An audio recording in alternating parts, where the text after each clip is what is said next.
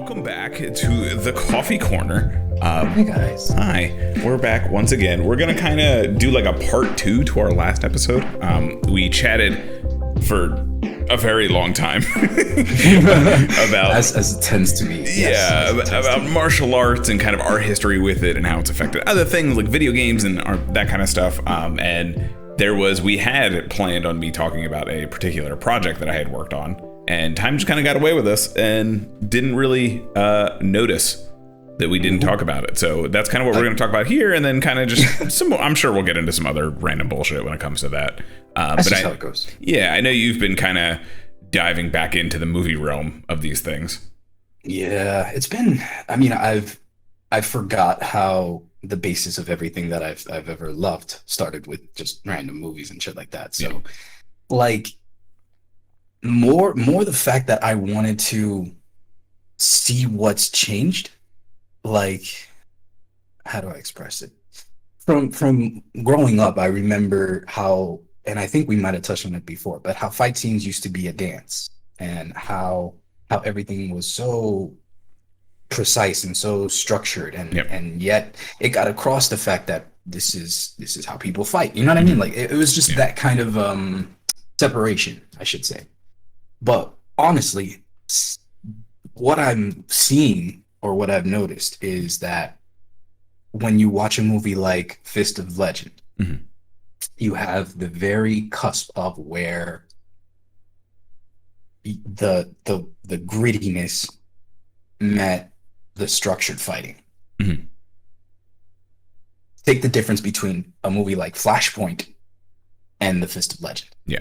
Flashpoint, if you remember, is based heavily on MMA fighting and how MMA fighting looks in reality and how these real world situations break down in reality. And I kind of miss the flair of the old style. I miss not the tic-tac-toe fighting, but more of the beauty behind martial arts. Because all MMA is gritty. It looks raw. It's visceral. It's nasty. But every punch is a fucking haymaker. You know what I mean? Like something about the mantis fights. Something about the drunken eagle. You know what I mean? Like that kind of beauty has eluded me in these new movies. I was watching Shang-Chi, and there they had flares of it, and it was weird to see that in a Disney movie. You know what I mean? Like. Yeah. I know they promoted it to be like, oh, this is like a legit Chinese movie. This is the most legit that Disney can get. Yeah. And I got it. I got the vibes of it, but I don't know. Like, I know you like Shang-Chi, but do you feel like it's a Chinese movie? I think there's things in there that harken back to the Shaw Brothers very, very hard. But it's also easy to do that kind of thing because I think it was so prevalent in anyone even before our age, like in the 70s, kung fu movies like almost took the world by storm a little bit. Like that was the thing you did on a Saturday night. Like I know my dad went and just watched like kung fu movies. Like that was his thing. He went down to the theater and he just watched kung fu movies that came over. And the Shaw Brothers in particular, like I think, and it's interesting to watch. There's a documentary on Netflix that kind of talks about the history of the Shaw Brothers and the way that they had their little weird like production city. It's very strange. They basically owned like a fucking quadrant of a town, right? And like the actors lived there and they cranked out like hundreds of films a year, and like it's insane. And just thinking about that can you imagine that kind of environment though? Like all you're doing is living with a bunch of people who have the same passion you do. And they're creating, you know what I mean? Like, and there's hundreds of movies. Yeah. Fucking, how many lady snowbloods are there? I think there's 4.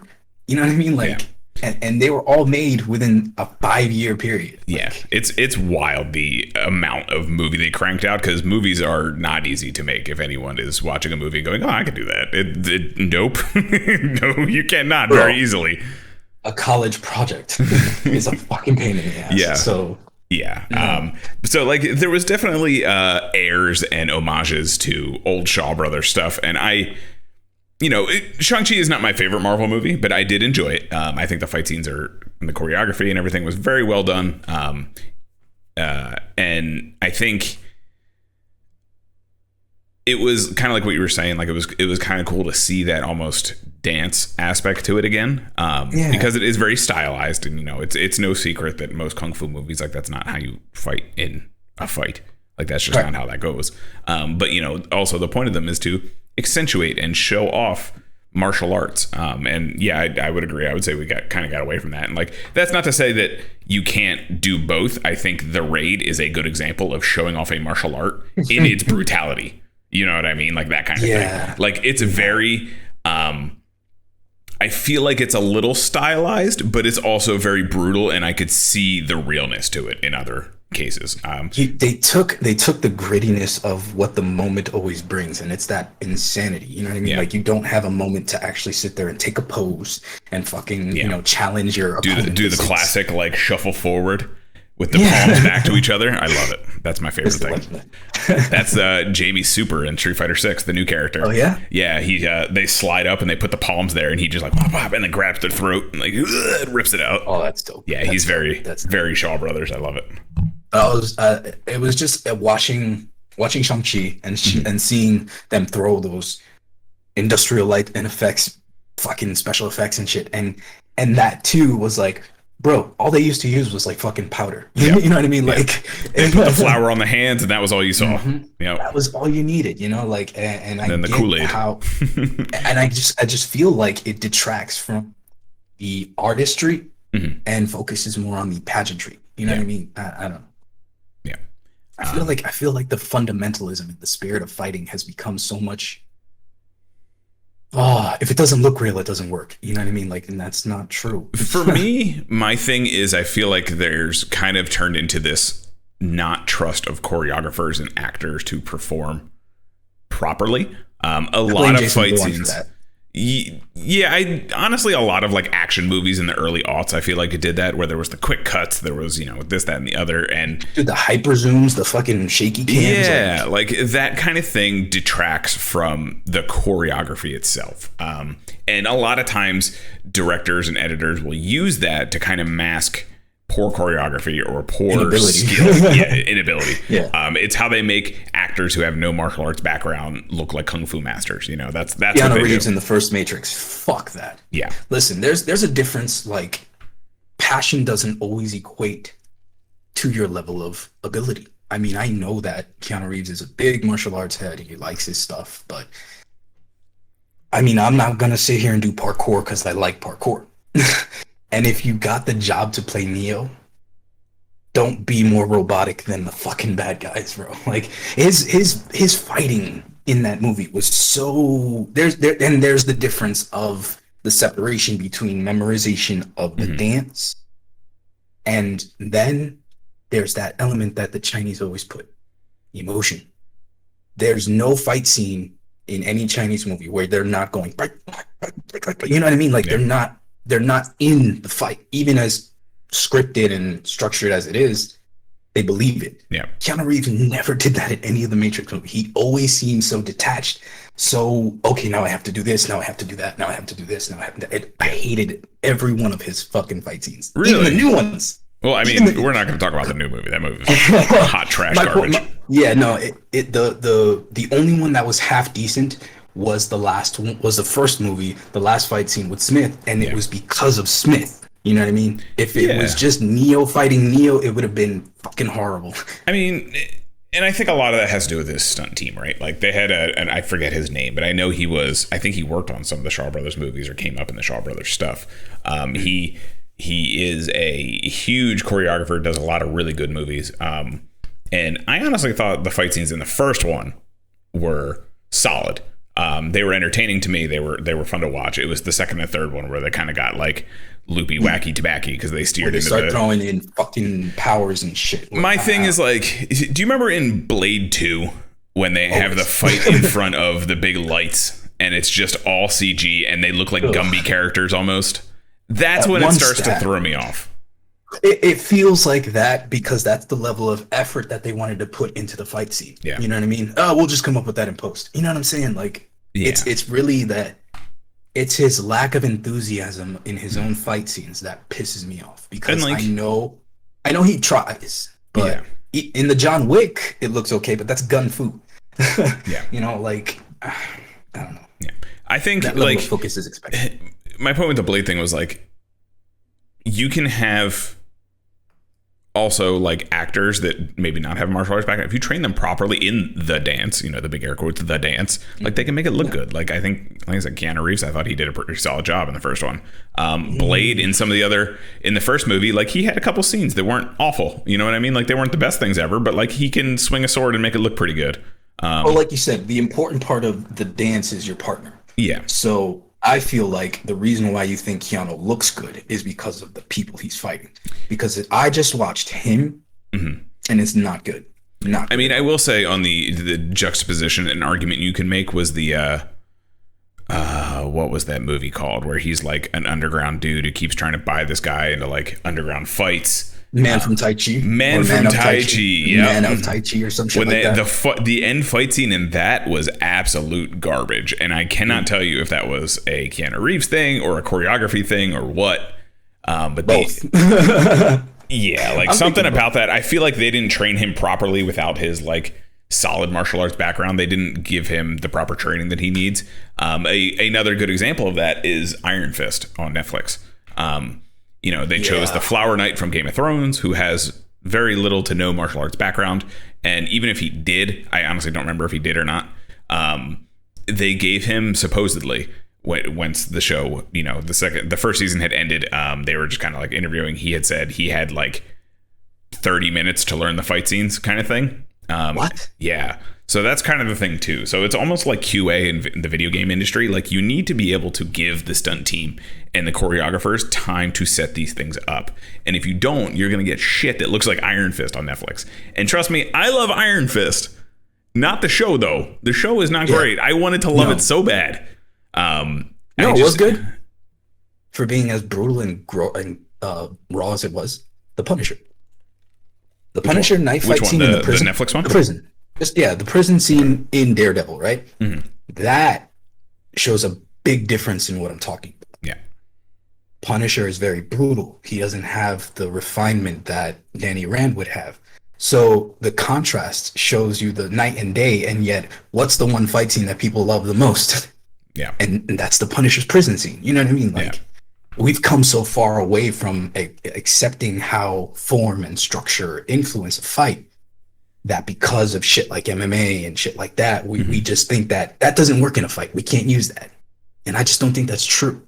Form, rehearsed routines don't work, but form can always work. Yeah. Yeah. My opinion. And I think it also like it's important to have, if you can, have people with some kind of martial arts background. Always you do can that if you can. You can't really trade that for anything. Like that's really well think of all right. Let's play the devil's advocate for both of our sakes. Mm-hmm. Since we're such avid fans and we've dabbled in martial arts enough, would people like with our repertoire be adequate enough to do something like that? No. You don't think? I think you would need somebody who has legitimate flesh in the game in order to create that. And yet at the same time, they've had that in this the fuck was it? I just watched it yesterday. Oh, it was some MMA fighter who was like not the greatest MMA fighter, but they had him as a kind of like a consult for their. Was it Couture?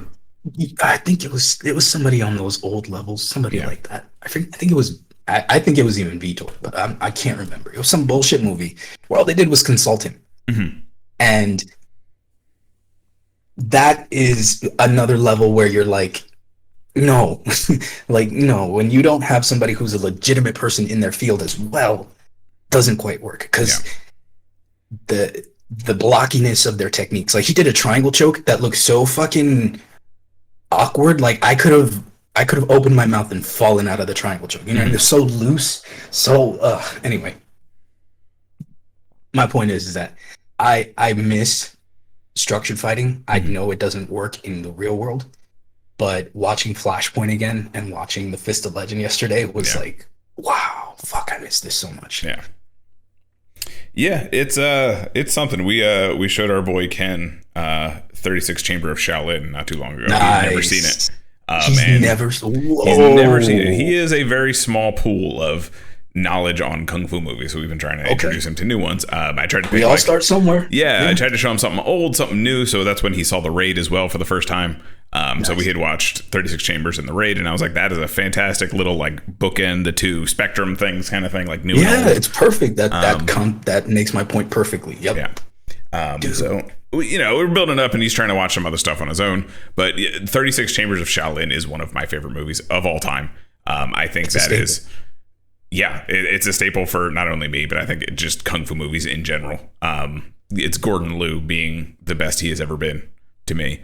And it is the story of the creation of one of my favorite kung fu weapons of all time, the 3-section staff. The 3-section staff. Yeah. Yep, I know that. I don't remember if I told this story on the last episode, but I had tried to learn to use a 3-section staff, and I knocked myself out. Yeah. Fuck. Yeah, so I think you told me that 1 years ago. Yeah, so I'm trying to learn this thing, and like it's Kempo, so like there's a little bit of training involved in that, and like a little, just a bit. A couple people like kind of knew how to use it, but not really. So I was like, I'm gonna figure this shit out, and I went, whap, and I smacked myself in the back of the head, and I woke up on the floor. So like Fearless, when the Japanese guy took the 3-section staff from. Yeah, that's pretty much what it was. He whaps himself in the head. That's exactly what happened. Yeah, I felt that was around the time actually when that movie came out too. So I was just like, I was in the zone, like I was feeling Fearless. it. How do you feel about Fearless? Because I know has he made any more epics? Because I know he swore that was going to be his last one. I mean, Forbidden Kingdom was after that, but no, we don't talk about that. Okay, we don't talk about that. I don't know, honestly. I feel like not long after that he did the Jason Statham movie. Not long after that. War. Oh my god. Yeah, War. That movie. So let me tell you my story about War real quick. Okay.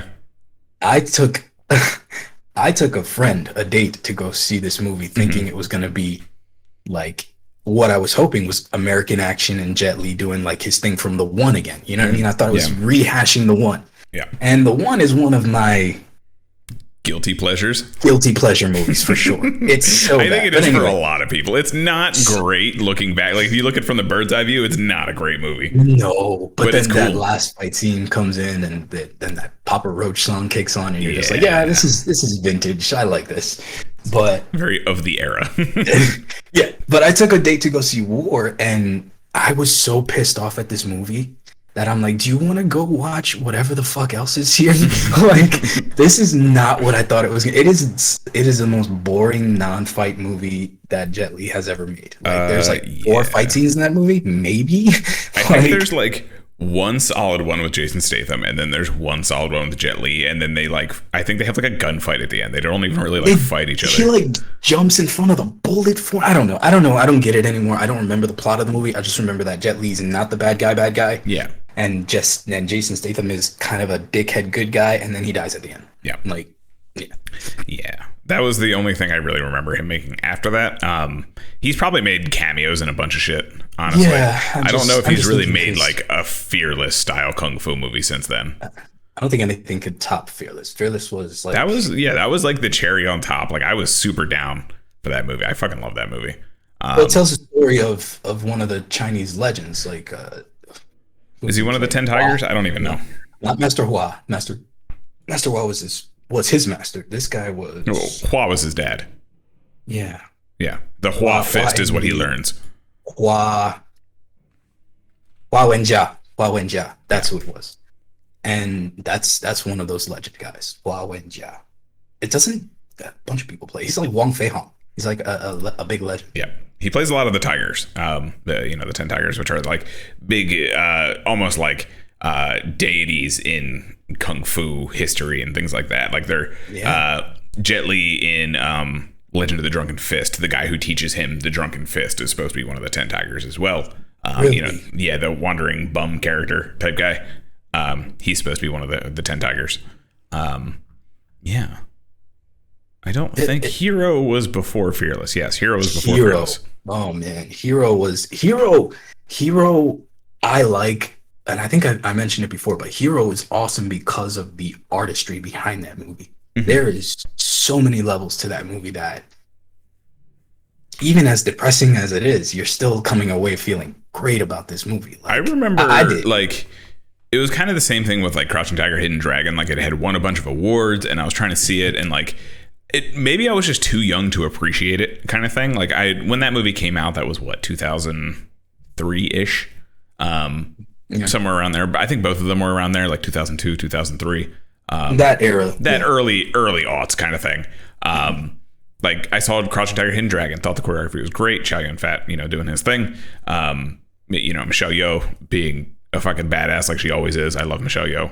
Have you seen everything yet? I have not yet. I need to see it, but I have not yet. I've heard fantastic things about it. I've heard it's the greatest movie no one has seen. So really, it's like that. It's very niche right now. But I think it's going to blow up pretty quickly.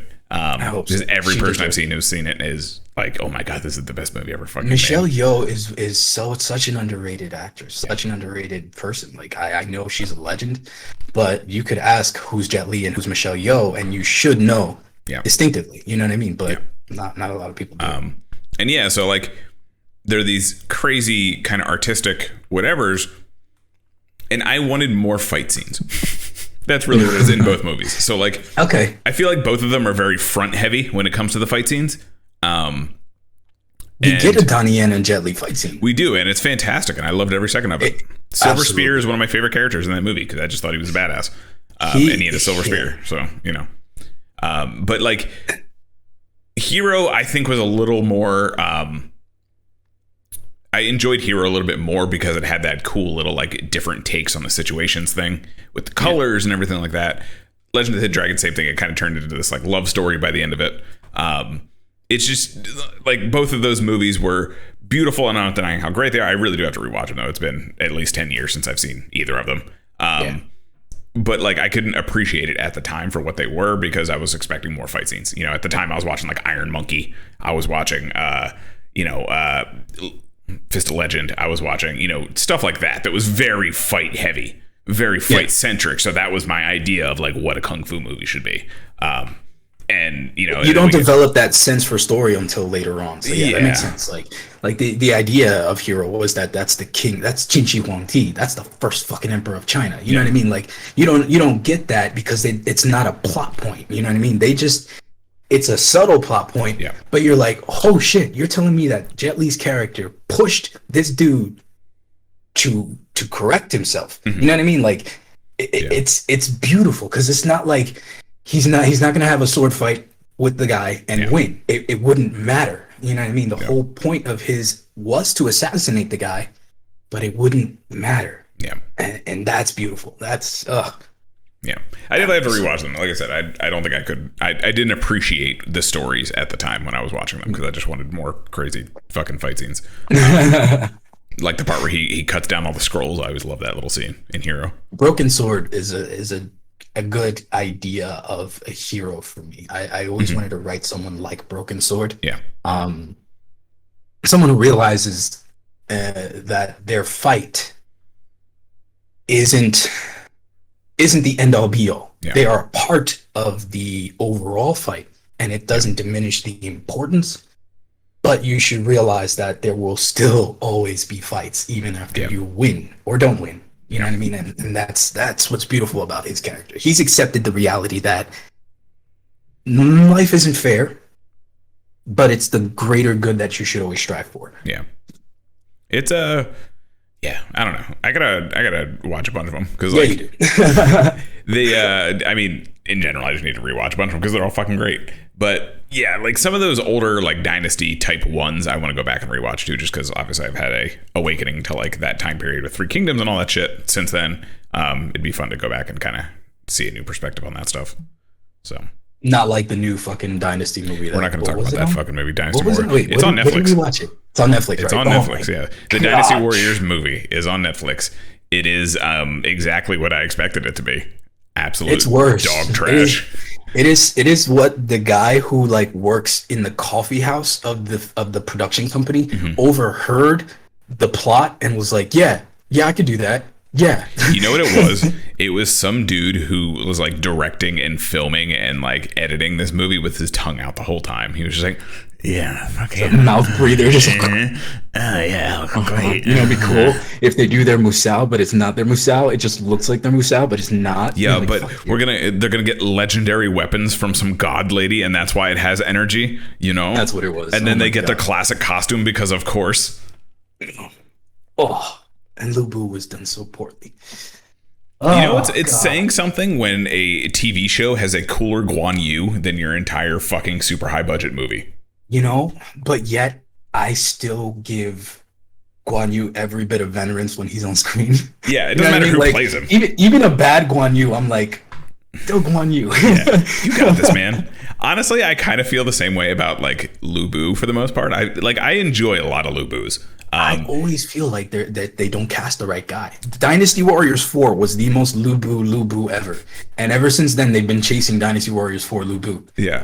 And I mean, the one from the TV show was quite fantastic. I enjoyed that Lubu a lot. Yes. He just wasn't as big as he should have been. And I think that's why like I like him, because I feel like a lot of times it's like, look at me, I'm the main character, Lubu, and this dude's just like, yes, I am Lubu. I am Lubu. I will put this arrow straight up your ass if you doubt me. Take both of these swords and shove them up your butthole and separate them like a pair of scissors. So, what's your favorite Lubu feat? Is it when he takes on the three brothers, or when he straight up fucking manhandles the entire Xiaopi province? I like when he and his boys kind of just roll into Yang Shao and they're like, yo, what up? Like there are, what was it, like 1,000 dudes and everyone else has like tens of thousands. Yeah. And they were like, don't do it, man. Don't do it. You're not going to win. And Lubu was like, or Liu Bei. I'm sorry, Liu Bei, not Lubu. Liu Bei. Do you think, and this is where I always wanted to figure out where I draw the line. Mm-hmm. Is it better to have a master of weapons or a master of fists? In Kung Fu Hustle, they dropped a gem on you where the guy who does 1,000 kicks, you know what I mean? Yeah. Teams up with the guy with the rings, teams up with the bow guy. Mm-hmm. You know what I mean? Yeah. And he fought just on par with him, even though he got decaffeinated pretty quickly. But my point is that he was just as badass as they were. Yeah. For a bit. Yeah. He just couldn't block a fucking ghost blade. Go figure. You know what I mean? It comes out of a fucking harp, like a Japanese harp. Yeah. Which is like, I love that scene. It is, that whole like section is so good. And there's a sequel coming out. Fuck yeah. So yeah, like Kung Fu Hustle and Shaolin Soccer. Those two movies together. Obviously, Stephen Chow is one of our newer guys that we kind of venerate. He has this unique ability to take supernatural shit, make it comedic, but make it badass. Yeah. Like, holy shit, dude. Like the Shaolin Soccer scene that always pops in my head is when he blocks the soccer ball and he loses his clothes and but it looks cool. You know what I mean? Yeah. Even though it's ridiculous, it's cool. And in both movies, conveniently, Tai Chi saves the day. Well, of all the martial arts, I think the principles of Jeet Kune Do mixed with the abilities of Tai Chi would be a dangerous fucking combo. I guess, but I mean, I don't see Tai Chi as like a fighting form anymore, honestly. It's not a fighting form, but it's just like the idea of not having to fight and still winning. Yeah. Like, I don't know if you've ever seen, there's a gentleman, I forget his name. He goes around, we may have talked about it in the last episode. He goes around fighting masters of different kung fus and is like shunned by China. Like, as a whole, he is like scapegoated as being a terrible human being and like lost his gym, lost his like transportation privileges, all this kind of stuff. This is a real dude? Yeah, this is a real guy. And his whole thing was like, we need to acknowledge that maybe Chinese kung fu isn't perfect. Yeah. And he trains in MMA, which is, you know, a style that we definitely talked about this last time, that just cherry picks the best moves from things and kind of combines it into this weird hodgepodge, you know, to be the most efficient. And his whole thing is just going around fighting masters. He has, I think I know the guy you're talking about. He has clobbered almost all of them. Doesn't he call out the bullshit ones too? Like, yes, he calls out the bullshit ones fighters. Too. Yeah. So he'll do all of that stuff. And at one point, the one in particular, this guy basically calls him out on like a TikTok, Instagram type thing. And he says, okay, I'll fight you. And he ends up wearing this like blue and white Chinese clown makeup during the fight. And they made him wear that for the fight. And so the first round starts 15 seconds into it. This dude knocks the master out. Like, just embarrasses this guy. And the master goes on to social media later and is like, oh, they didn't give me enough rice, or the pork was bad or something. Like, made some excuse. All right, Goku. It's sad and weird all at the same time. And, you know, some of that is the Communist Party involvement in like this whole image of Chinese Kung Fu and things like that. But they're buying into it. They want that to be like their national thing. They want that to be their, like, you know, their legacy. So there's a whole like political aspect to it as well. But yeah, this guy just goes around beating the piss out of these masters like they're nothing, just to prove a point, and has lost like everything because of it. So he's like, well, all right. There's the difference between the principles and everything, you know, like, where do you draw the line of the, like, I am all for that with those bullshit chi artists. Like, nah, you're not going to sit here and preach that. No, and then you're not going to touch me. And you grab my ear and suddenly I can throw you. Get the fuck out of here. Well, that's just, I mean, that stuff's dangerous too, right? Like, you see these people at these conferences, whatever you want to call them, these big classes. And like, there's people that can very much find themselves in these kind of situations where they're going to try this shit and it's not going to work.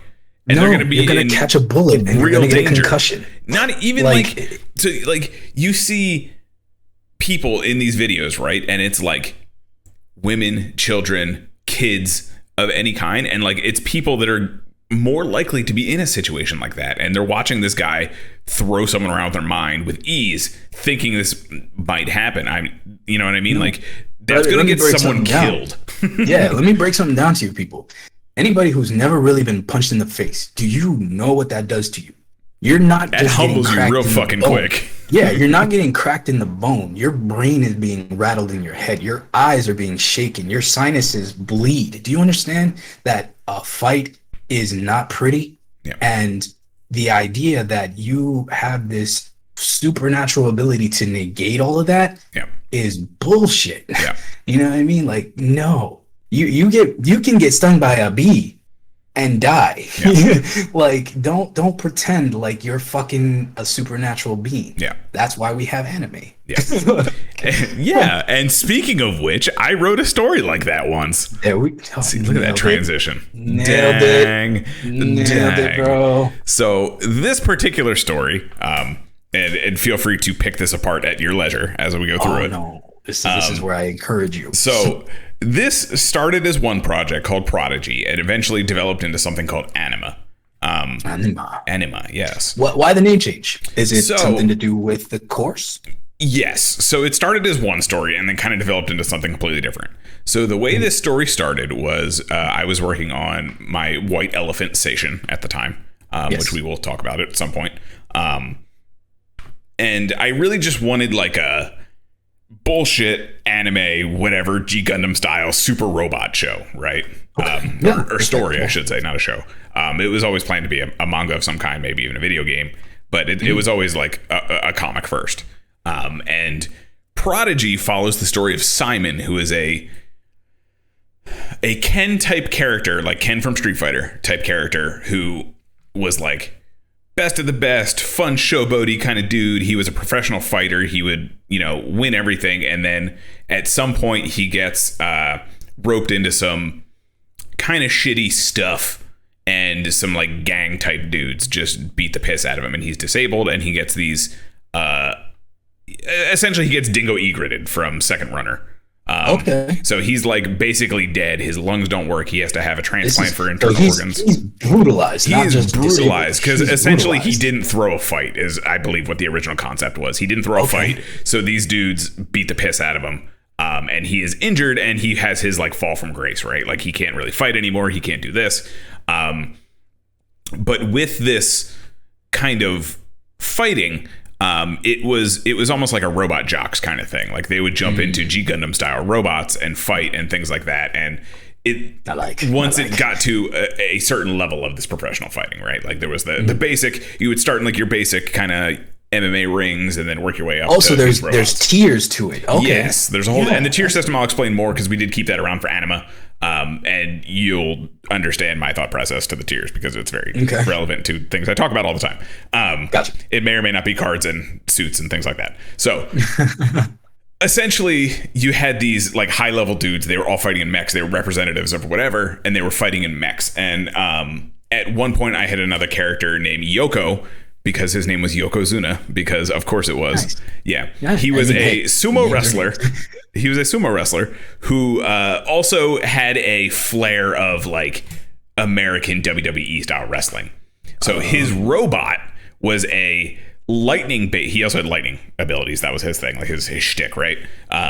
He would have his robot switch from like a big sumo dude and do this, and then it would go into like a wrestling mode where basically the fat would like latch onto his arms, and he would have big like Hulk arms to do like lariats and shit. That was his robot's gimmick, right? So that was the whole thing. Like with this Prodigy thing, I just developed a whole bunch of gimmicks. Simon, eventually, his whole thing is he can pilot this robot and it resonates with him more so than it does the other pilots because he basically latches in with this, these organs that he has. Okay. And his whole thing was vibrations. So he's able to create tremors. He can even do like a burning finger kind of thing because he heats up his hand and it vibrates so quickly it creates friction and heat. Okay. That was his whole shtick, right? Like he does the vibrating blade stab, all that kind of like the Leona stab. All that kind of stuff. It's not to be underestimated. That is a legit thing because it doesn't. It's like a Raiden thing, like where you take the vibration and it creates such a powerful cutting ability that you it's don't like a understand. hot knife and butter. Yeah, it's dope. I like so that was his shtick, and he had this. We kept a lot of the design elements too when we get into anima, but his whole thing was like he had this kind of almost like a plug suit on top. And then he would, it would glow when he was doing his thing and like with the robot and stuff like that. And eventually this sort of turned into, I had a lot of really cool ideas, but no way to like tie them together. Like I had a bunch of scenes in my head, but I couldn't really figure out how to tie it together. Right. Like pretty typical. Like I think like, oh, this would be a really cool idea. And this would be a really cool idea. Oh, this would be really cool. And then it's like, okay, but like, what do I do? So usually you make a tournament. So that was like, okay, we're going to do a tournament arc. Boom. Love me a good tournament arc. And essentially I had reached out to a friend of mine who we'd bounced ideas off of for this originally. And I was like, hey, let's kind of like revisit this a little bit. So we kind of redid everything. Oh, and I have the original Prodigy logo, I think, too, still. Let me see. Oh, yeah. So I had developed a little logo just to kind of keep the juices cooking a little bit here, and I will see if I can find it. But it was it kind of dead ended on Prodigy. So but there was a lot of stuff in there I really loved.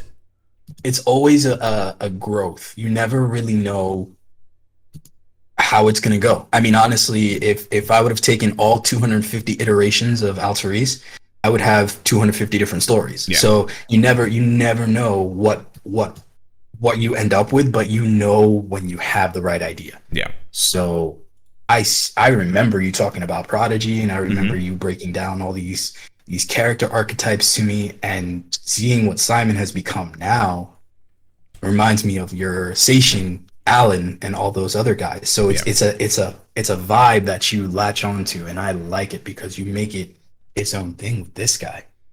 Yeah. So I'm reading what you sent me. Okay, which is the anima thing, which is the what the story evolved into, right? And I did find the picture here, so let me grab this real quick. But yeah, it turned into, good Lord, there's someone just going nuts upstairs. So the whole idea basically just turned into like a tournament arc. It was, plain and simple. It turned into a tournament arc. That's really what it was. Come on, load. Oh, so that was the original logo that I had come up with for Prodigy. Oop. Oh yeah, yes. Does that look familiar? Do you remember me posting about that at some point? It does. The color changed. I remember being bluer. I must have messed with filters or something at some point. But yeah, that was the original for Prodigy. I'll put some files in the episode notes below. I remember the gradient. I remember that specifically. Yes. So that was the whole idea. It was supposed to mimic the plugs on his suit and all that kind of stuff.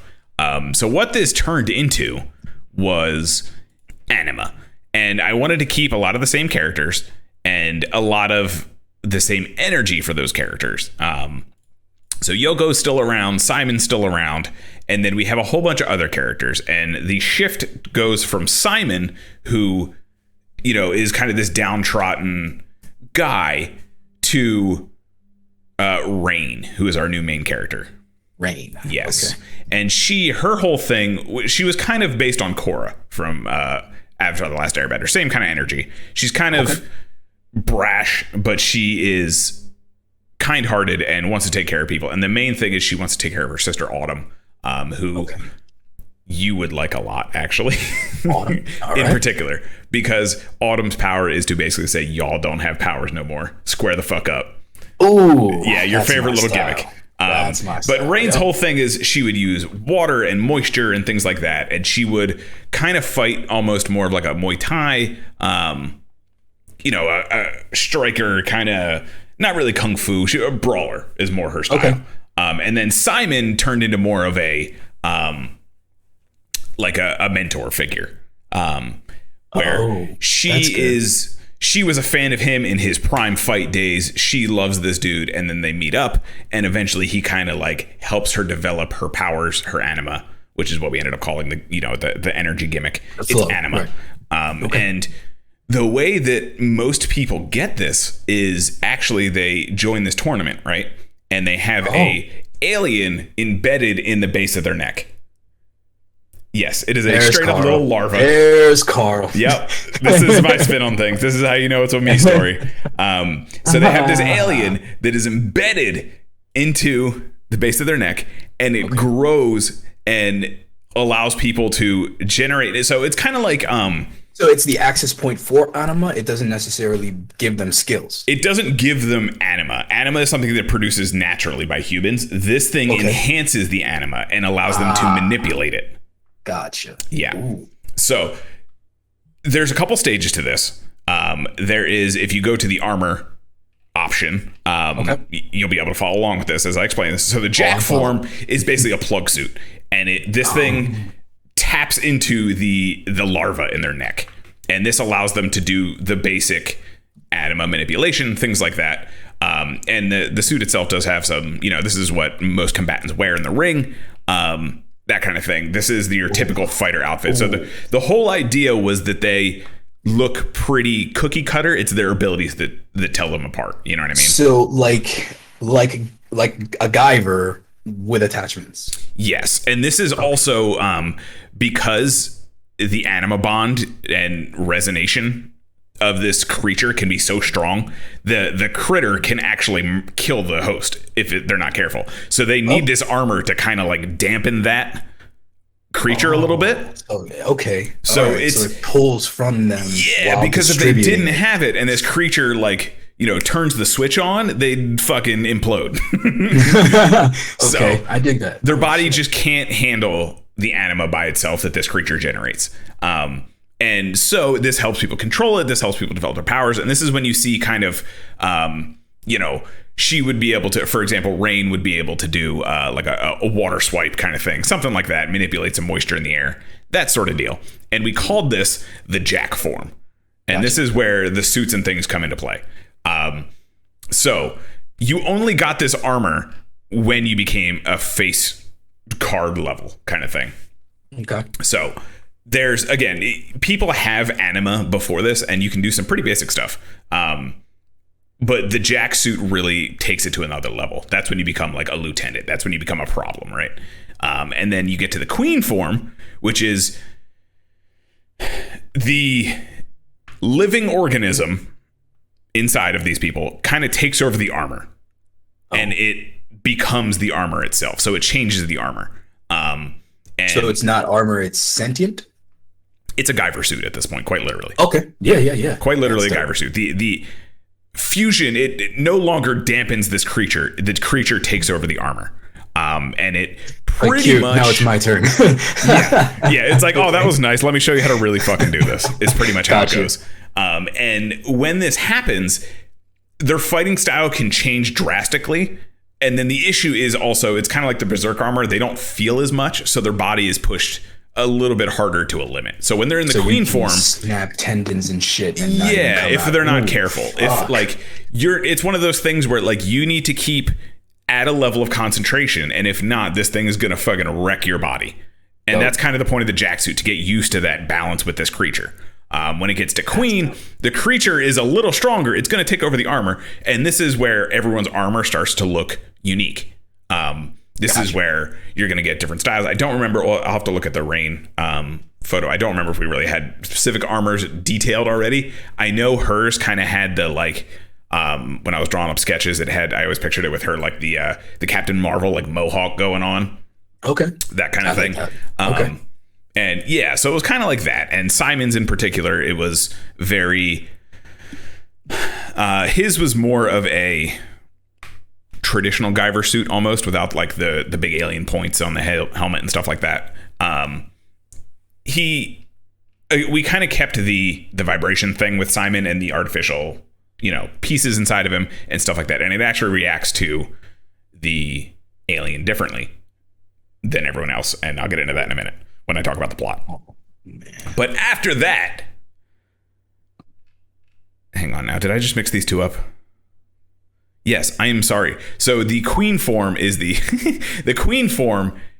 The human has taken over control of the organism and kind of bends the organism to their will. They've mastered it enough. The king form is relinquished to the organism and lets it go full Guyver unit.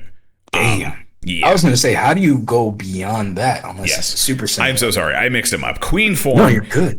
They've manipulated this thing. They've controlled their anima to the point where the armor is more unique to them. It's the human's final form, right? The king form is the organism's final form. Organisms. So, so to the extent of this is what the human is capable of. Yes. And this is what the entity, the creature is. Gotcha. And this is the true representation of the creature? So the king form is supposed to be the true representation of the two melding together, but the organism is in control at this point. It's the optimal form of both. So it's a very symbiotic relationship, right? Like it creates the human, it gives them more power, it does this, but it also building its own power to become, this new armor. And many of the people don't survive in this form. There's a ton of people who get this king form and they just don't make it. And we never really designed, obviously a lot of the main characters were going to end up getting king forms eventually, but we never really went far enough to like figure out specifics for each individual king form. But essentially when the tournament arc is over, you find out that I don't remember the name of the organization because it's been a hot minute. You find out essentially that this was put together by this Illuminati type organization to create an army of soldiers. And the reason they are doing this and why the king and queen and Jackforms are even a thing is because the king forms are essentially stripped of the fighters at one point. So you get this whole big, you get Super Saiyan 3, and then Super Saiyan 3 says, deuces, yo, I'm out. I'm going to go fight for this guy. So it's like if they took off the hair and the hair did all the fighting. Yes, that's exactly what it is. So the whole point of this was we build up you have this big tournament arc, very shonen, very whatever, and then you switch gears completely where they lose all that power. And because I love a good fall from grace kind of thing, I thought it would be cool to have the entire universe basically do that. Damn. Yeah. So every major person you've had who's gone through these trials and tribulations to get to this king form, get this superpower, essentially the king form says, nah, I'm out. And they turn into their own living suits of armor that they have to now fight. Dope.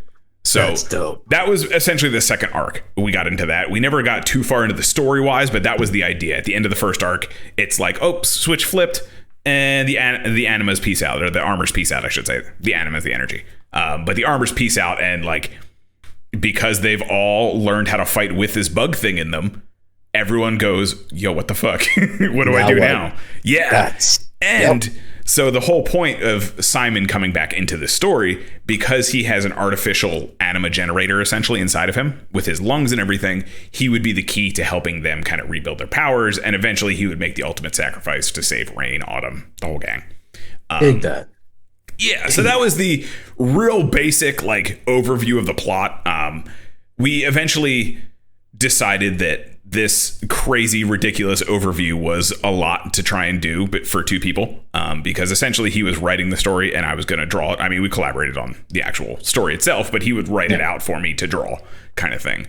Gotcha. And it was one of those things where, because neither of us had really done a full comic at that point, and I still really haven't, everything turns into like, yeah, we could do this and then this and then this. And then it gets so ridiculously out of scope for what we're capable of that it just didn't really culminate into anything, unfortunately.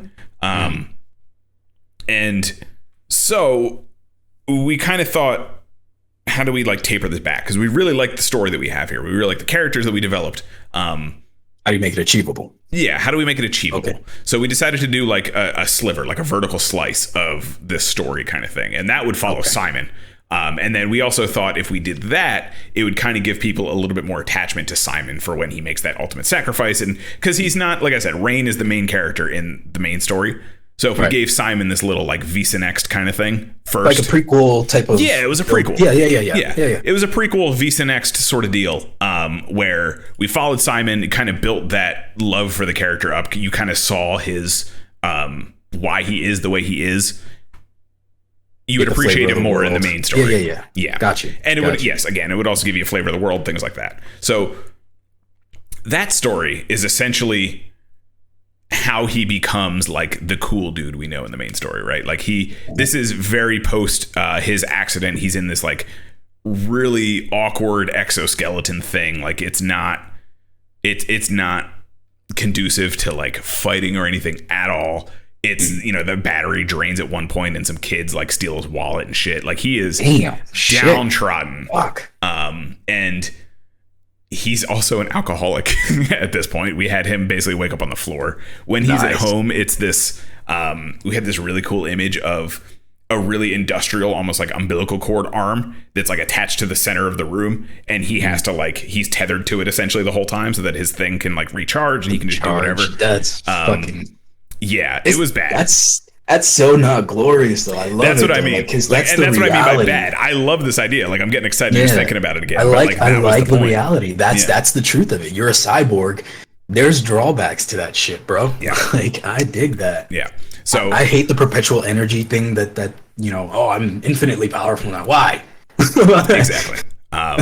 And so when we see Simon, this is kind of why we wanted to really use him as the kickoff to this, because we really like, if you see someone who's that down and brings themselves around, like you're going to be like, oh, fuck yeah, let's go. You know what I mean? Yeah. Like you're going to have, even if it's, short-lived and then he's still just kind of hanging around and the story doesn't necessarily focus on, when he shows up, you're going to be like, oh, fuck yeah, let's go. All right. Yeah, this guy's back. Yeah. So that's really what we were trying to garner with that. And essentially it turned into this mission where he meets up with a resistance to this Illuminati.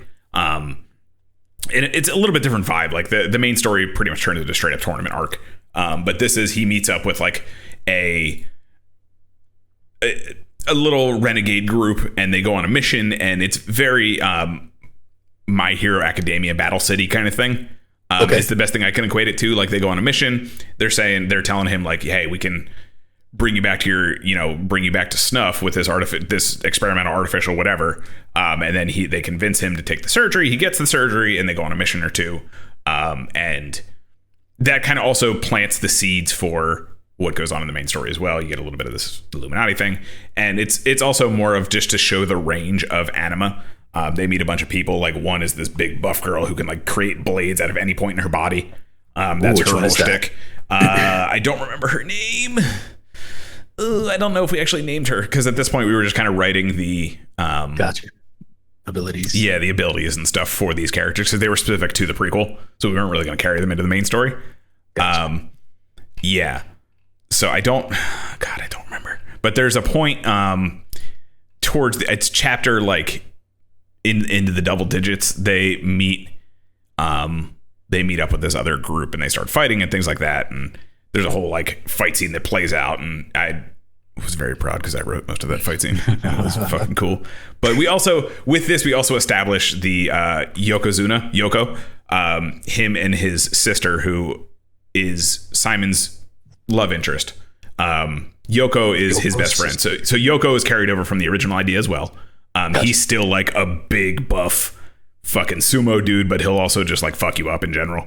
And they are part of the Ozeki family, which are essentially one of the kingpins in the underworld. They are one of the staple families. They also helped create this tournament.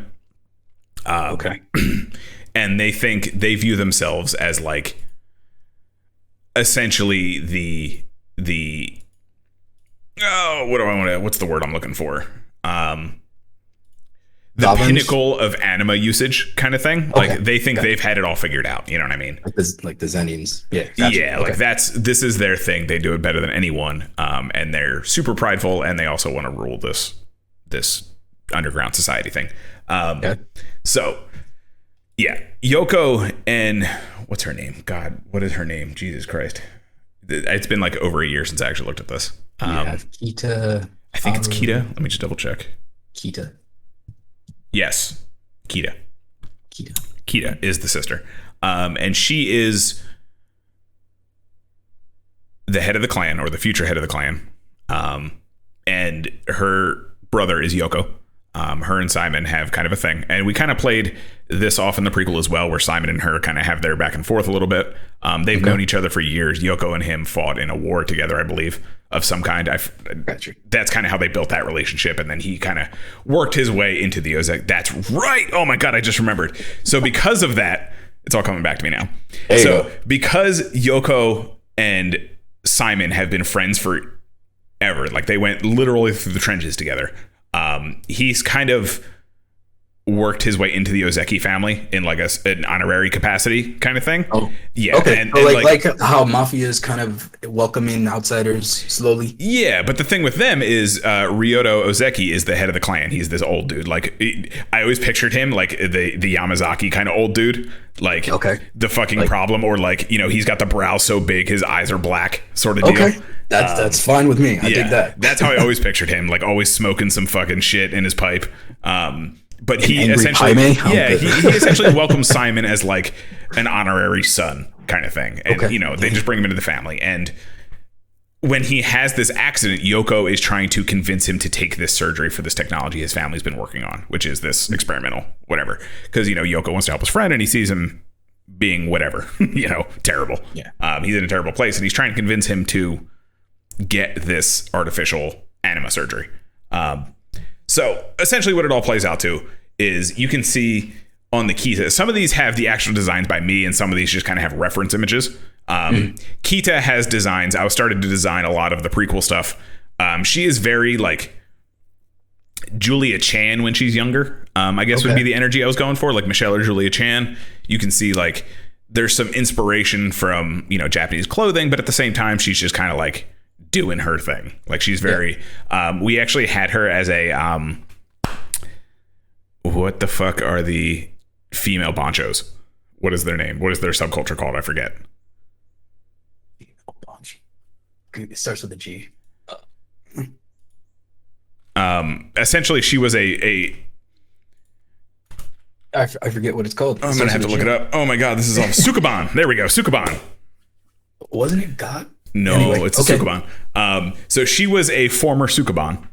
She was in gangs when she was younger. Her whole thing is like, you know, if this family is very traditional Japanese, like, you know, ceremonial dresses, very up in order, she was a rebel. So she was a Sukuban when she was younger. And so like she would have some piercings on her face still. And the reason why she joins these kind of renegade people is because she still has that rebellious streak in her. Like she's come around to the family a little bit, but she still has that inside of her. And it's her personality. Yeah. Yoko was always more of the like, I have to be the son kind of thing. You know, I have to uphold the family name, this, that, and the other. And that was kind of their dynamic. So she, you know, she was supposed to inherit, but she was kind of like not disowned, but she was kind of like a disgrace to the family or embarrassing for the family.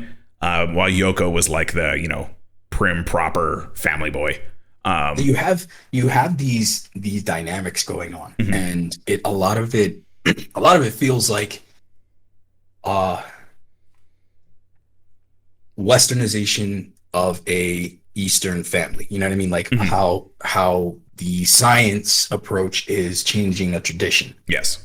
Now you have a character that I'm reading here called Harun. Oh yes, I was going to get to Harun. Yes, my man. Very interested in how Harun comes into play. So when we went into this, so the main story, we wanted to kind of create our cast of characters, right? Our characters that would kind of populate the world. We have a huge list if you look at the just the characters outline itself, I think. No, I'm sorry. The overview. It just has a bunch of characters. We essentially just like threw ideas at a wall, and we were like, let's not think of anything. Like the two of us would just write in this document, like, let's think of a cool character. Okay, put it down. And then like, what's another character? Let's put it down. It would, like, no thought to it whatsoever. We were just spitballing ideas. And then that's why some of them are highlighted green. Some of them aren't. Those are the ones we chose. And one of these was Harun. And the whole point of Harun was that he is a gorilla who can use anima. Because the idea is anima is this kind of like life energy, right? Like that's the whole thing. Like I said, everything with life can use this. And so he essentially turned into a General Grodd type character. Yeah. But he's a good guy with a heart of gold. Oh, this is a good guy. This is a good guy. So he is General Grodd with a heart of gold. So he is trying to get one of these armors for himself. He is sentient to a degree. Like I shouldn't say sentient. He is goal oriented. Yes, he can communicate very like caveman kind of thing, where he can like form basic sentences, and he can abstractly think. He has a little bit more developed of a brain. And his whole thing is just tossing people around like a fucking gorilla. I love it. I just see an angry gorilla. I'm like, yup, I'm down. And essentially his anima ability is the Tengen Myo. He just creates like a phantom version of himself that can reach a little farther. Fuck yeah. Yeah. That's awesome. So let me just go through some of these characters, because I love the characters we came up for in this. Like all of them are so interesting to me. You should. Yeah. I'm interested in Petra. Petra feels like a very, I'm always down for Kuvira-esque characters. I felt like Kuvira didn't get her shakeup. Yep. So if you telling me Petra is Kuvira, what'd you do? Yeah. So Petra is, yes, she is that kind of energy. She is, we both were like, we fucking love Kuvira. Let's just make Kuvira, because fuck it. Fuck yeah. She's the badass. She's the, law abiding. I think she's the leader of a gang of some kind. Hang on. Yeah, gang leader. Gang leader that wants the armor to solidify her gang's territory and overpower the other gangs. Yep. So again, this kind of comes into, remember, because only the like face level people get this armor and this anima bug thing. So everyone's kind of biting for these armors. And she's straight up just a fucking earthbender. And like I said, when they have these abilities, people train in them, they can do basic things. Like she could probably like kick up a rock and punch it kind of thing. Like she wouldn't do like metal bending or lava bending, but she could do basic stuff like chuck a rock around or like create a little crack in the ground, things like that. And Harun's was, like I said, it's not quite the level of Tengen Myo where he gets the big thing over top of him, but like he would punch and then like a phantom arm would come out like a foot or two longer kind of thing. Oof, that's nice though. So nice. He would just get like an aura and it'll extend. That was his shtick. Simon, like I said, his whole thing is the oscillation, the vibration, that kind of thing. Yokozuna, he's so it's not a Nen type thing where it's tic-tac-toe. It's legit their own unique thing, and they make it work. Yeah, they make it work. Like I'm seeing here that we actually changed Yoko's power. I completely forgot. He doesn't do lightning anymore. He manipulates the speed and strength of others. So essentially the speed and strength of others? Yeah. So that was his like king form ability, where he can kind of like gravity kind of someone if he needed to or something like that. Gotcha. But in this one, I believe we steered into he's able to like shift his body weight and things like that. So he, like his robot he did in the original Prodigy story, he could literally do that. Like that was his shtick. Lightning fast gorilla. Are you shitting me? Yeah. So Yoko, right? Like he would be a big sumo dude. I'm talking like this dude's like 8 feet tall. He's 500 pounds. Like this dude's a monster. And he would go from like 100 hand slaps to like shifting his body and manipulating it to just fucking lariating the shit out of you. Oh my that was God. his thing. So 100,000 slaps to a fucking just to tiger a fucking lariat. like just like Zangief spin lariat after that. So we kind of took the lightning aspect out of that because we felt like I'm remembering this conversation now. We kind of felt like there was too many elemental abilities, and like elements are fine. It's just they're kind of boring in my opinion. You know what I mean? Like if imagine JoJo if like everyone had an elemental ability instead. Like it's just not interesting. Yeah. Right. So we tried to think of ways to like not play off so much of the elements. And you know, obviously Rain, like I said, we kept the water thing because she was essentially a Korra, you know, shadow homage, whatever you want to call it. But her style was also very based in the what's her face, the bender blocking girl, the nerve points and things like that. Ty Lee. So she would do stuff like that, and she would do more like 1,000 cuts kind of style stuff, and she would just be a quick kind of, you know, whatever, and eventually it would turn into she can use ice like while she's doing it and like freeze people's blood and shit like that, and it was cool. Autumn is sounding. I told you. Okay, so this is not the one I was thinking of. There is one of them though that like just no. There is a no character. Autumn, yeah, like I said, the younger sister of Rain, and I should also mention Rain and Autumn have a very I took inspiration from the clan that what's his face comes from in Princess Mononoke. The main character, he comes from their little clan. I can't believe I can't remember because I love that movie. No, I can't remember their names. But they have a very tribal kind of mountain spiritual aspect to them, like that, where anima, like I said, is everywhere. They can kind of this family or tribe can kind of attune to that a little bit. Yeah. And they can almost commune with these bugs that they're inserting into people. They can almost like commune with them, but no one really knows it's the bugs right now. So they just think it's like anima that they're communing with, and they can kind of like hear the spirits in the anima sort of thing. But there's a more of like a, you know, a big air quotes science, you know, explanation to it. They can just talk to these bugs and they can kind of manipulate the bugs. And that's her thing. She's supposed to be the next priestess, Autumn. So when Autumn is chosen to be the new priestess, Rain feels that she doesn't need to protect her anymore because the village will handle it.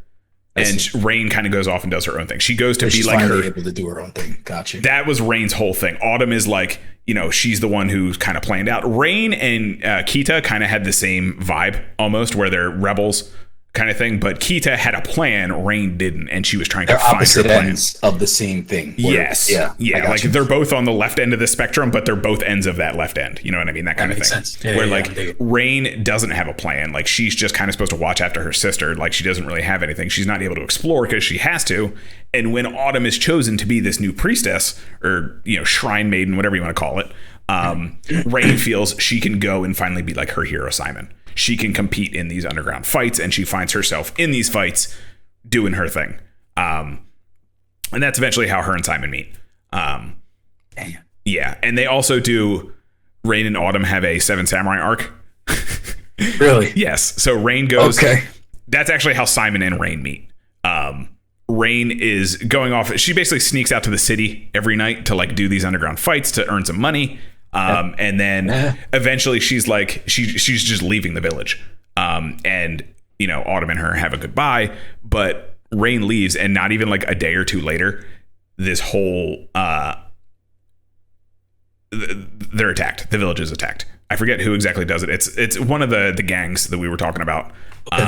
They attack it, and they hire Ronan and Simon to help.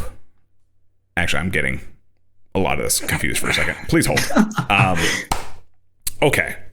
So they hire two characters. They hire Simon and Ronan. She knew Simon from these fights, like just seeing him around. She was always a fan. Ronan is another character I'll get into in a minute, to essentially help defend the village from bandit attacks, gangs, whatever it was. I don't remember what it was, but it turns out Simon and Ronan betray them. They actually take at the time they had one of these bug crystallis things, the anima things that they used as like a spiritual idol.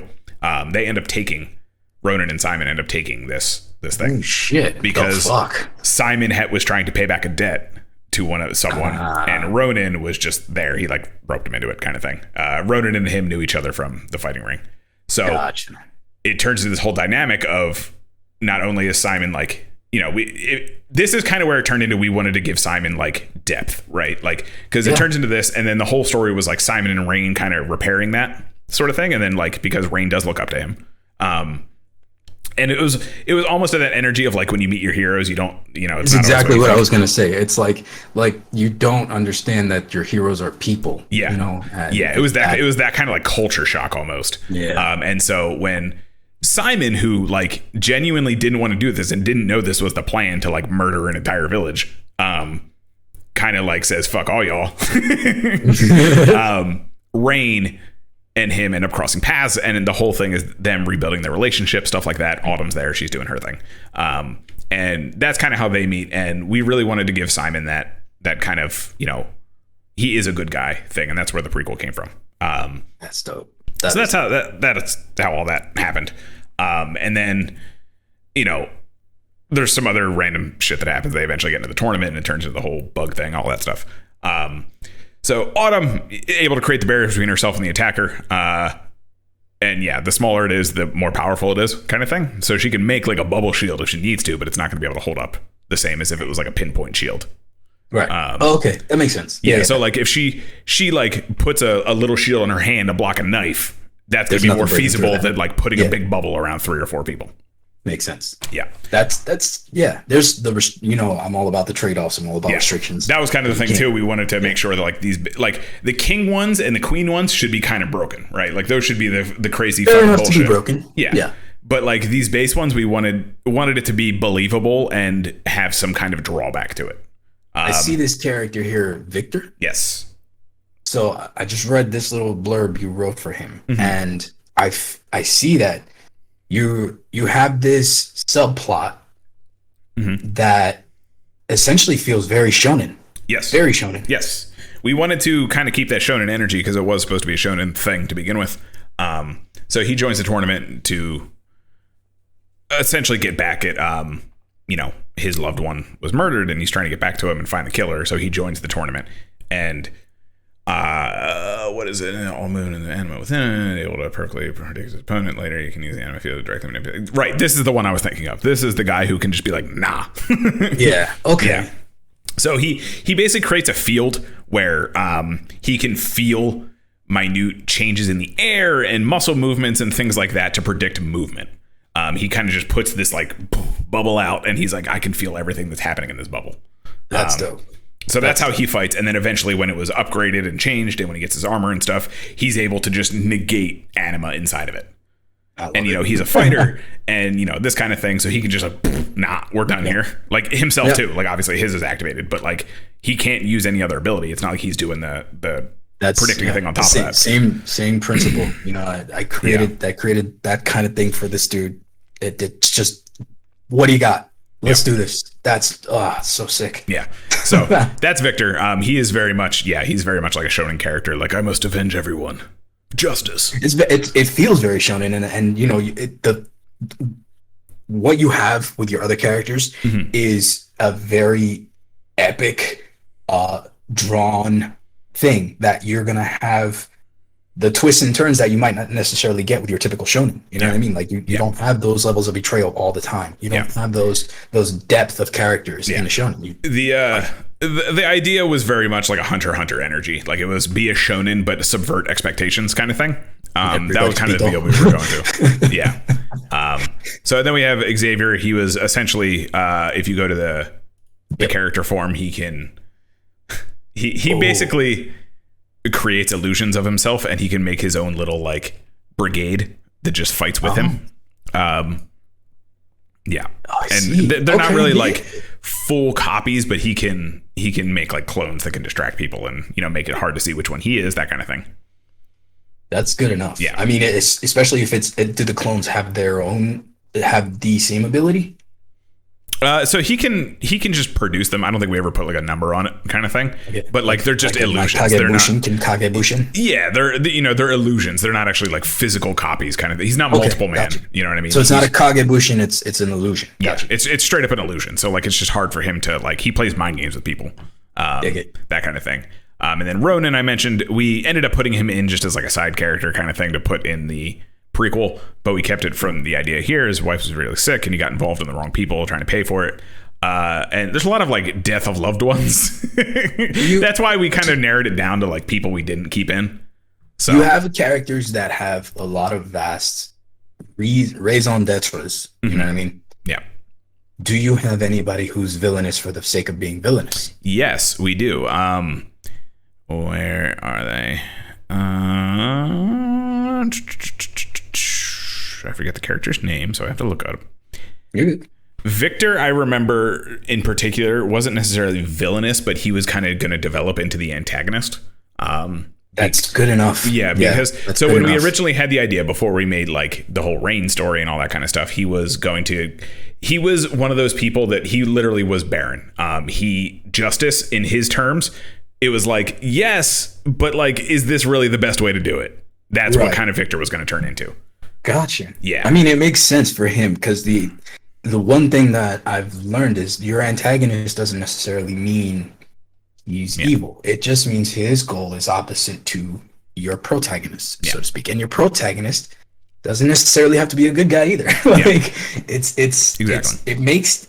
the evolution of creating this that you've gone through, that I've gone through, that you learn that the storytelling comes from here. Yeah. Your heart, your feelings, your vibe. And as much as you change, these characters change. As much as you put into this idea, like Seishin, Anima, Prodigy, all of these things have come from such a personal thing for you that the evolutions are apparent in even your characters. You know what I mean? Like I am blown away at what you've come up with with all these stories and all these interlated things that I've only gotten droplets of over the years. You know what I mean? Like you've mentioned things like here and there. Oh, I'm working on this. Oh, I'm working on that. Yeah. And then it comes to see like it's how much of you is in this is blowing me away. Yeah, it is very much hey, this is all the cool shit I like. You want to watch me like masturbate to it for a couple volumes? Legit.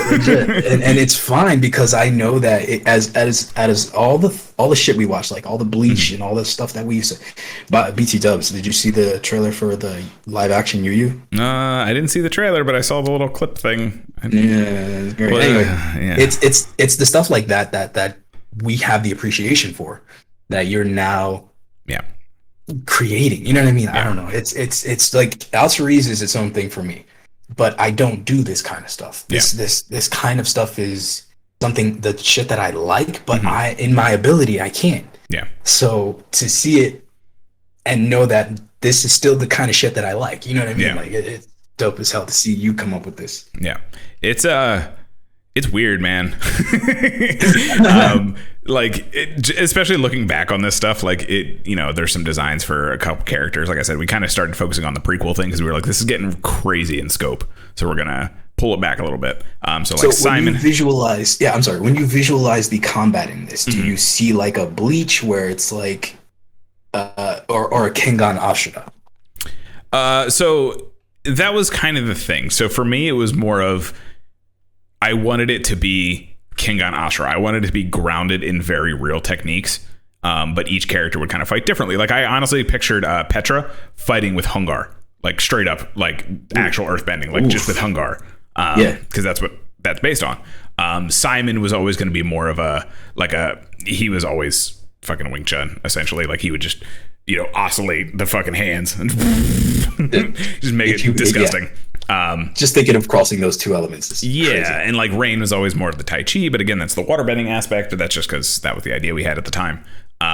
There is one more character I think you're going to enjoy, I do want to point out, then we can kind of put a bow on this because there's a lot here and I could just talk about it forever. So Jiraiya. Okay. So he was a very Joe Higashi type Muay Thai fighter. Like he's a goofball. He's a goofball, right? But his ability is he can make his anima almost into like an oil viscous capacity. So his whole thing is he would do like the slide, like the Joe Higashi slide, but he would go like to the other side of them and then just kind of like pop up and go, or he could like leave it and they would slip and he would crack him with an elbow, that kind of thing. Okay, I dig that. And when he would get this oil anima inside of them, it would poison them. Oh, so he'd be cutting people with elbows you while made he's this slipping character around. for me. You know this. You made this character. So he'd be elbowing people, right? Sliding around, cracking them open with elbows, and they would just get poisoned more and more, and it would break them down. I always like that character. Muay Thai. Oh, and he uses Muay Thai. Yeah, dude. Yeah. So this is my dude. Yeah, like I said, we put a lot of work into this. We designed a lot of characters. It kind of just fell away because all the drawing was on me.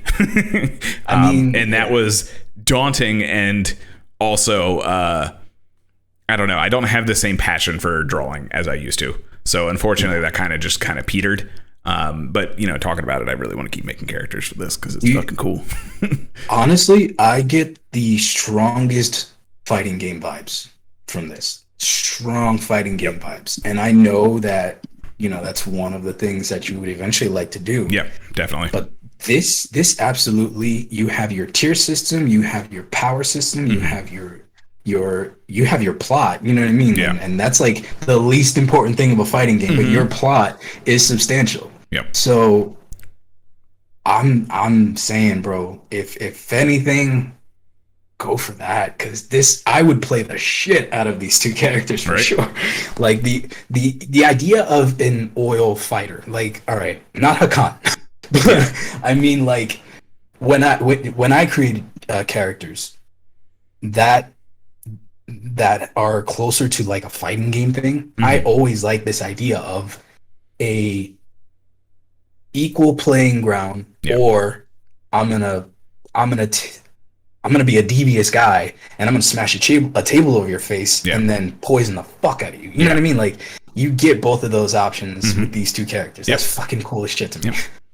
He just, like, that was kind of the idea where we wanted like unrestricted ideas, right? Like, we just wanted to throw characters out there, and then we'd go through and kind of see like what would work. If there's too many of the same ones, obviously we didn't want to keep those around, like I was saying with the elements and stuff. Like one, we have Val, her whole thing is like constructing things out of anima. So she can make constructs, and her father was very good at this. He would make guns. He would, he fought in the arena, and he could like pop someone with a fucking anima gun and shit like that. Nice. Shit. But she was never good at that. Like, she wasn't to that level. So her whole thing is she would create just, shields, basic stuff, pole arms. As long as we're not John Stewart fucking bubble everything. No. Yeah, so she would just kind of like construct basic things, and then if she had enough time, she could make the gun, but it's too complex for her to do on the fly like her father could do. Well, yeah, if you're breaking it down to where everybody has a trade-off and a limitation, that's dope as shit. Like, her projectile of choice was a bow and arrow, for example. Much simpler design, but still same concept. Principle, yeah. That's like, she could, like I said, she could, if they were like, Simon, hold them off, and she sat there and just went like for 10 minutes, she could make one. But that wasn't her shtick. So yeah, dude. Like I said, it's just, I wanted a dumb super robot fight bullshit. That's how this all started, and it basically turned into a fucking fighting game. I think you have a great concept for fighting game. You have an awesome story, because even when you break down these characters, you have an infinite number of matchup potentials that are like each unique. You know what I mean? You're not just gonna not carbon copy, wash and repeat.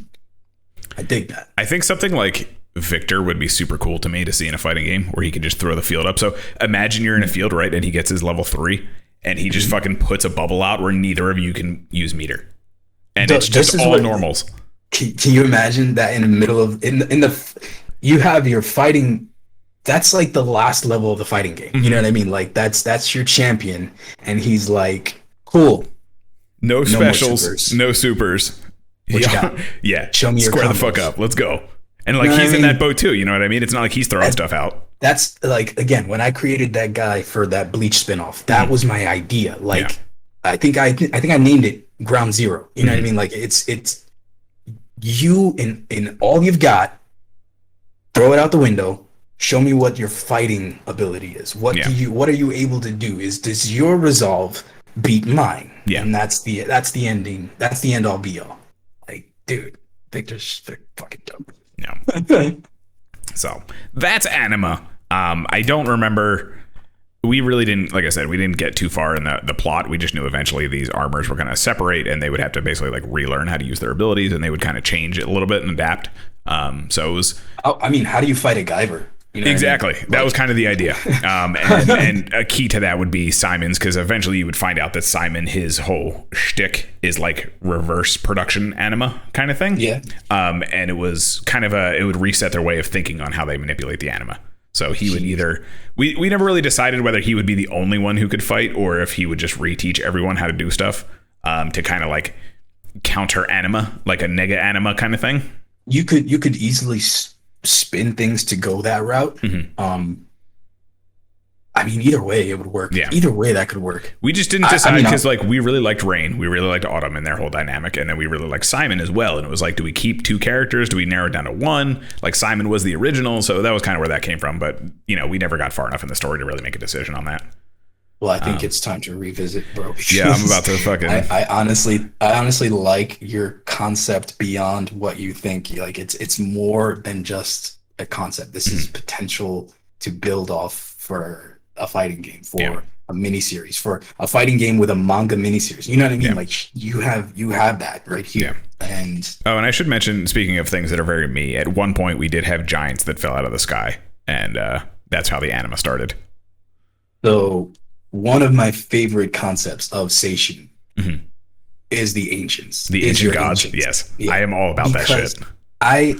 One of the things that I do in my stories is the backstory, like Dark Souls, the backstory is there if you want to find it. Yeah. But it's not relevant. Yeah. You don't need the history for the story. Yeah, you don't need it, but it's there, and it is the reason a lot of the shit happens, but that shit doesn't matter anymore. Yeah. But it happened. You know what I mean? And that's what I like about your ancients. Yeah. At one point, anima was like particles in the air, which like it could still very much be that.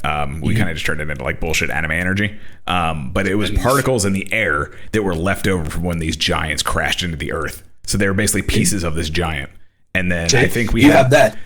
I have a giant war that wiped them all out, and the residuals of their energy is what remains. Yeah. Like this is their body particles. Yeah. This is not even them. Yeah. And it's ungodly powerful. Yeah. You know what I mean? Like, and then that was the whole thing with the larvae. They were essentially trying to rebreed all the giants and things like that into these armors and stuff like that. And yeah. It's basically, you basically have like eternal level threats and not eternals. What are those things called? Celestials. Thank you. You have like a celestial threat. And they're just chilling. Like imagine if a celestial just like crashed into fucking California. That's essentially what was going on. Yeah, that's what I no explanation to why, but this god just fucking died and crashed into the earth. What the hell? Yeah, and that concept to me is so fucking cool. And that's what I mean. Like it's the idea of what is that? I will never understand. I just have to deal with it. Yeah, you know what I mean? Like I don't know. That's me. Yeah. So that's anima. Maybe I'll put the file like on the show notes or something so you guys can check it out. Maybe I'll touch back on this. Like I said, it's been over a year at this point. Yeah, the idea is we need that extra kick in the ass sometimes. Yeah. And you know, people who dig or at least are interested in the idea is enough. Yeah.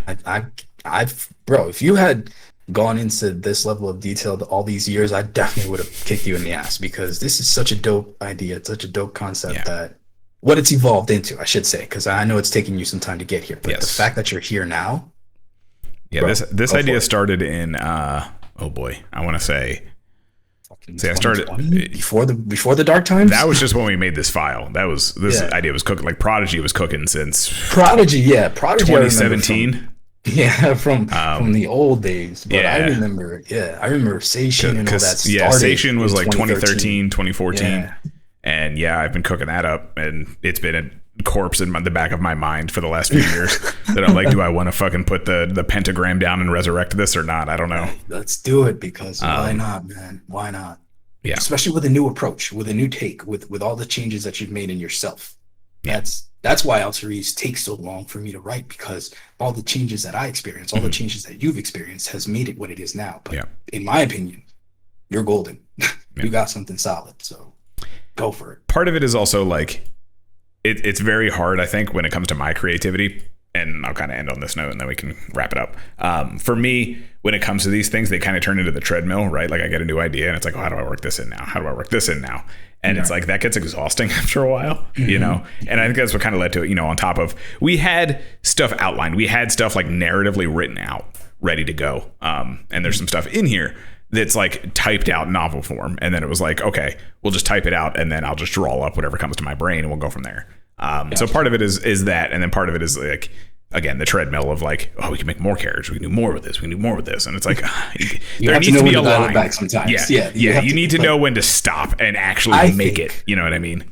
Yeah. I think what you should take away from today is the ability to bring this back up more often. Yeah. Because I think if you take the initiative, you might not have the entire plan right now, tomorrow. Mm-hmm. But the more we talk about this stuff, I think you're going to get it. And I feel like this is something that we both should look into, taking the opportunities to, you know, maybe throw some ideas at some of the guys here, you know, see what kind of shit that they like, see the kind of stuff that we can integrate, because it's all a matter of having the discussion to rediscover the fire, because you know better than I do that we're very focused when it comes to a passion. And it really just takes that kick in the ass. And damn. And I forgot to mention that there's an ace form, by the way. There's an ace. There's an ace form. There's an ace form where it's full symbiotic, 100% like symbiotic between the human and the bug. So all right, so that's the final. That's the final form. Super Saiyan. Yeah. That's the Super Saiyan Blue. I think that might have been the one that like separates from them, kind of thing, and then they kind of go. They're used to fighting as like a symbiote, and then it's like you take half of that away, and it's like, what the fuck? What do I do now? So you gotta develop this. Got to. Yeah, I think we're gonna have more talk about this, definitely, for sure. Because holy shit, I need to know more. Yeah. And then I'll bring Seishin out here and just embarrass myself because it's not nearly as thought out. Seishin, listen, guys, when we get a legit time to talk Seishin, and Seishin is like I said, is the idea that I've known about the longest, and has the greatest potential to be an epic. That's also kind of its problem. But that's the point. Like, it's epic that's your scale at this point. That is your great white buffalo. Yeah. But that is the one that oh man. Yeah. We'll break down Seishin the next time because they gotta know. You gotta talk about that. Yeah, we'll get there. I gotta muster myself up for that one. We'll talk out to Reese too. So we'll both just bear it all. We'll just bear it all. Put our souls out there for everyone to be like, "Wow, this is fucking shit." And I'm like, "I know, these guys are fucking insane." But I love this stuff so much that I can't even express that. Even talking about it makes me excited. So whatever's gonna come, let's just have a good time talking about it, bro. Because I'm excited now for you. Yeah. Thank you guys so much for hanging out and listening to the ramblings of some madmen once again. This is Kaiju Carl's Coffee Corner. We will be sipping on some things. By the way, I got some Starbucks again. I took a trip to the Starbucks. I have Bust Alo, the super Spanish Boost Elo. Yes, the espresso. 3 cups of this will send you to the hospital. So yeah, it's great. I do it every day. It's fantastic. If you guys want to follow me, you can follow me on Twitter at Kaiju Carl. You can check me out on Twitch when we go live talking about our other podcasts, sometimes Tokudon and other video game things, twitch.tv/Kaiju Carl. And yeah, you can check back in with this show for more random bullshit. I promise it's not going to be martial arts every time, but you know. It's great random bullshit. You can catch me at 6 Echoes at YouTube. You can email me some of your horror stuff, anything that's pique interest to you guys. I'm writing currently 2 stories that are going to go up next week. 6echoes.se@gmail.com. Other than that, you can catch me here with Carl when we're bullshitting about our bullshit. Yeah. Thank you so much for hanging out. I appreciate you. Check out the files and the stuff down below. Definitely. Deuces, yo. See you guys.